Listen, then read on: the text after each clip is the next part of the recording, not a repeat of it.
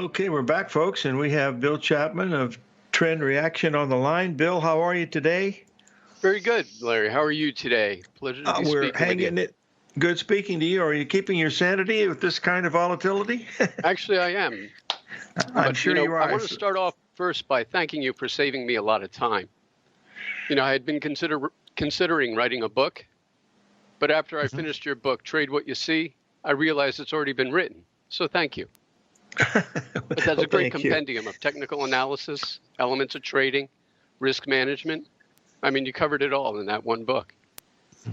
Well, got lucky. Emily, I would urge you to write a book, though, just to keep everything, because I can't cover everything, and you've got some great stuff yourself. So tell us how you're handling these types of markets, Bill. I think that's the main question that our folks would like to hear. Well, as you know, I do my analysis unlike anybody else out there. We're all aware that on average, 80% of the volume on any given day is driven by program traders. And that leaves a huge footprint on the tape. So I'm analyzing the programs. I'm not necessarily analyzing prices. So we had a great day yesterday. I post here my AM call from yesterday, and it was spot on. This goes out to my clients normally an hour before the market opened. Probably the only place where you can get a market forecast, plus health tips. So but the one thing I saw yesterday was the late pay attention time. We had a 9:10 pay attention time here, and that's late for the market. And that's usually indicative of an event, of a news event. And I brought it to my clients' attention when they got the letter in the mailbox on my For Today point. Aussies cut rates 0.5%. Pressure on the Fed to do likewise. Keep an eye on the headlines. And sure enough, 9:05, just 5 minutes off the 9:10 pay attention time, the Fed cut interest rates 50 basis points to a range of 1 to 1.25%. Now, granted, this has been talked about over the past week, and it should have come as no surprise. I mean, the only thing I found surprising is that when Jerome Powell walked out for his news conference, the fact that he wasn't wearing a gingham dress. So but you can see, I'm going to bring up another chart here. This is my end-of-day chart. And you can see right there where the Fed rate cut was. And I put a profile chart up to show the direction that the market's going to move in. It's basically a roadmap for how the market should behave during the day. But the chart there at the 9:10 time frame, where they propelled the market up 100 points, Larry? Yes. Yeah, that closed the window that opened on February 27th.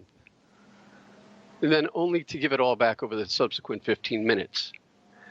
That rate cut that they gave was the perfect excuse for the headline algos to put a run on the overhead sell stops on anyone who was short. They cleaned house. And then the sell-off through the remainder of the day was already in the cards.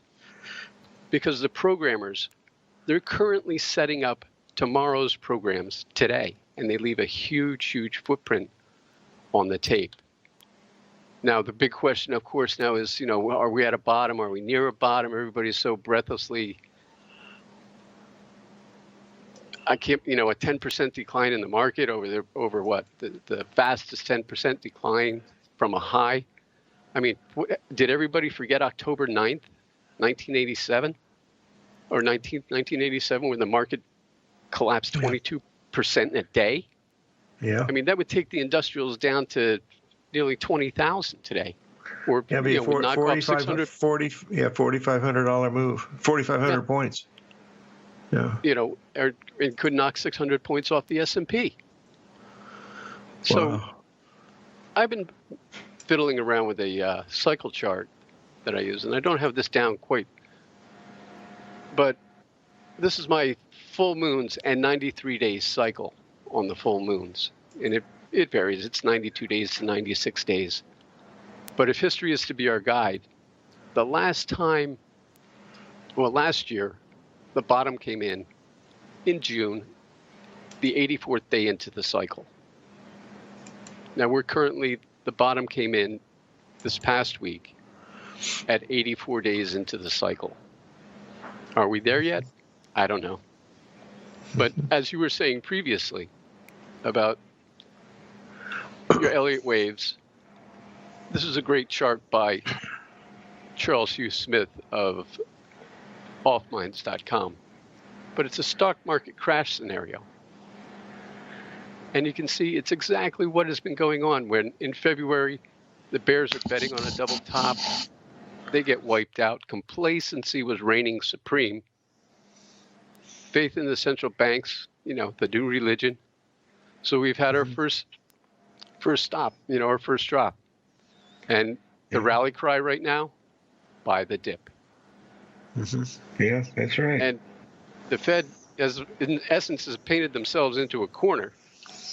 Relative to inflation right now, sure, we're at 1 to 1.25% on the Fed funds rate, but relative to inflation, which is at 2.5%, you're talking that we actually have net negative returns in our bond market. We don't have returns that are keeping ahead of the pace of inflation. And every time the Fed goes and delivers a rate cut, supplying, the Greenspan put, as it used to be known in the 90s, and then it was the Bernanke put in the and the QE, and now it's going to be the Powell put. As the guy was saying on Bloomberg this morning, the Fed will do anything to support this market, and they will. Yeah. But the more money they throw into the market, it's like putting additional ballast into a boat. Sure, the boat sails much smoother, but you're lowering the gunnels on the side of the boat so that it could easily get swamped and sink. And as far as I'm concerned, what the Fed is setting up to an exact same scenario as what happened in the 70s, where we got off the gold standard, we moved into the fiat currency, and we started printing money in order to pay for the Great Society that was built during the 60s and also pay for the Vietnam War without raising taxes. And they threw all that liquidity out there, and what fired up? Inflation. And in 1978, I can remember, and this is how you've shown my age here, I remember buying a loaf of bread at 39 cents at the beginning of the year, 2-pound loaf of bread. And by the end of the year, it was $1.89. Yeah, I remember too. Yeah. And what's the only thing they can do? Well, it's much like what Volcker did when he became chairman of the Fed. Or to step in and start to withdraw the money out of marketplace. Yeah. Hey, Bill, thanks for joining us, buddy. We've posted your contact details, so we'll have you on probably in a few weeks. How's that sound? That sounds great, Larry. It's always a pleasure. It's a pleasure to have you on, too. Bill Chapman, Trend Reaction, folks. We'll be right back. 877-927-6648.